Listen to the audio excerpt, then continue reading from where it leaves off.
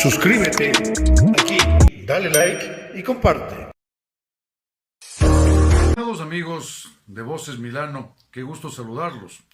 Soy el doctor Ludwig Álvarez Rengifo desde Ecuador. Hoy vamos a tratar un tema bastante penoso. Lamentablemente, este pequeño país del cono suramericano no tiene buenas noticias. Muy por el contrario. La semana anterior fuimos testigos de una noticia extremadamente cruenta. 9 compatriotas, trabajadores, humildes, sostenes de sus respectivos hogares, fueron cobardemente asesinados en el puerto de Esmeraldas, dentro de una triangulación de seguridad donde se encontraba inclusive hasta los mismos militares ecuatorianos. Penosamente, esa no fue la única noticia que tuvimos. Hace pocos días se escuchaba acerca de personas que habrían sido encontradas ahorcadas en un centro de privación de libertad.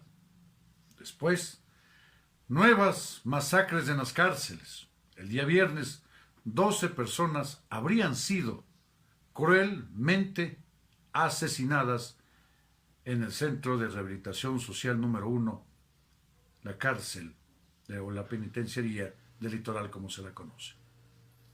También tuvimos el domingo por la madrugada otro incidente adicional. Una PPL, una persona privada de libertad, habría fallecido en la cárcel de Loja.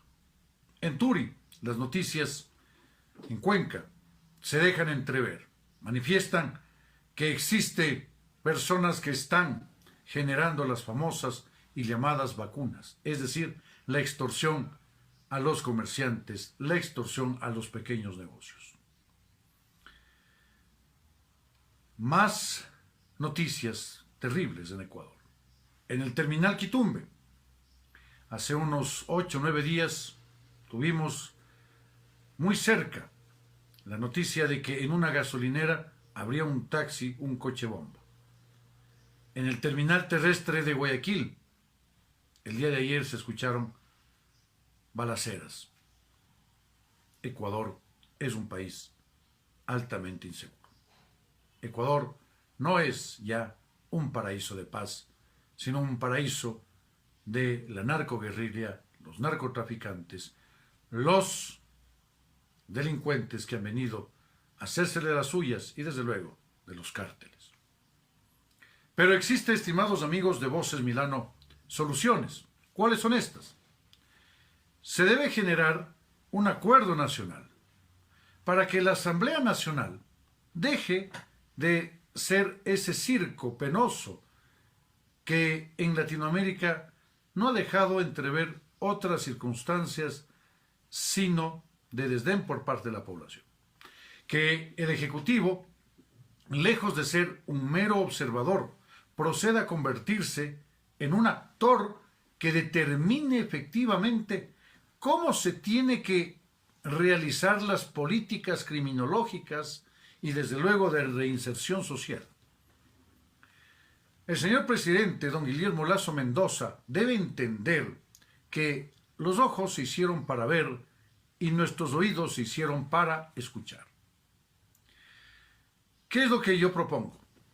Que se realice la construcción de megacomplejos industriales en las zonas fronterizas ecuatorianas.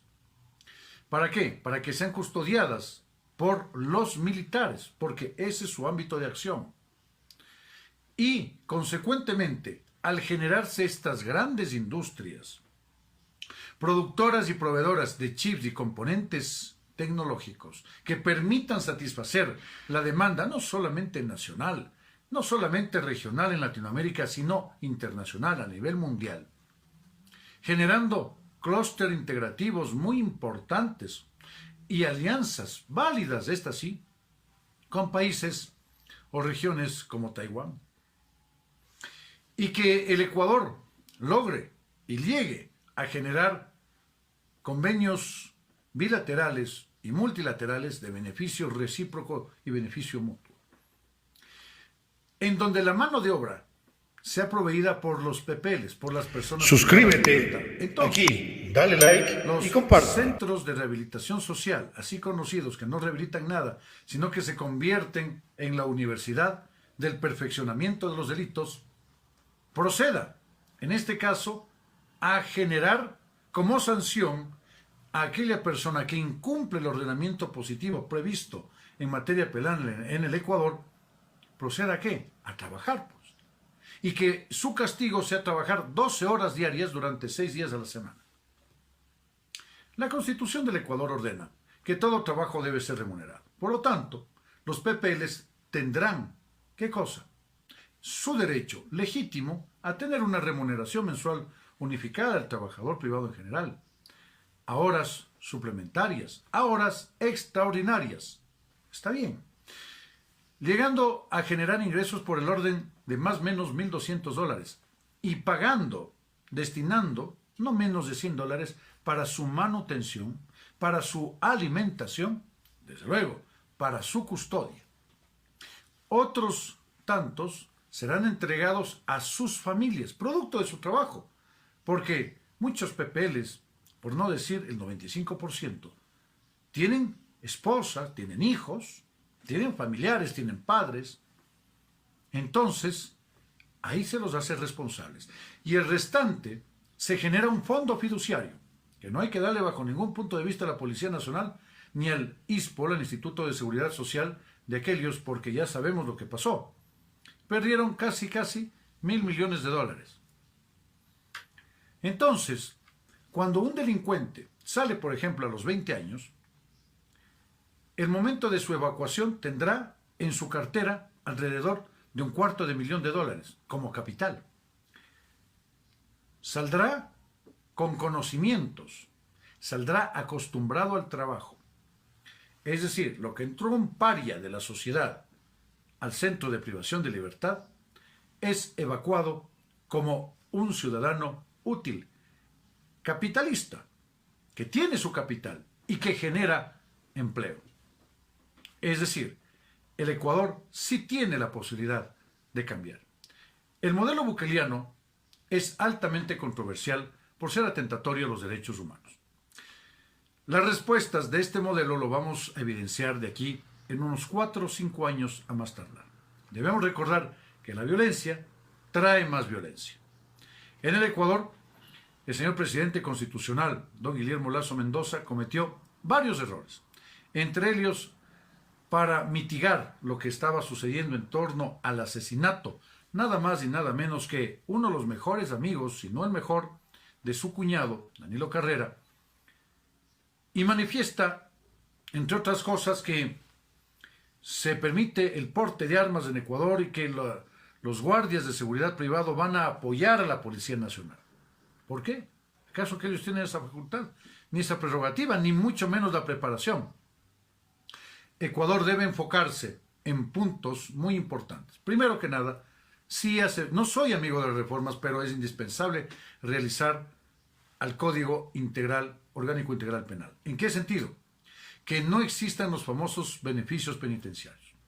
Por ejemplo, el régimen semiabierto, una persona cumple el 60% de la pena adentro de la cárcel, del centro de privación de libertad, y el otro 40% lo cumplirá afuera y se presentará periódicamente. No. Si es que un delincuente robó a mano armada, tiene 5 años de pena privativa de libertad. Y esos 5 años de pena privativa de libertad automáticamente deben ser cumplidos. Pase lo que pase, tenga un buen comportamiento o no lo tenga.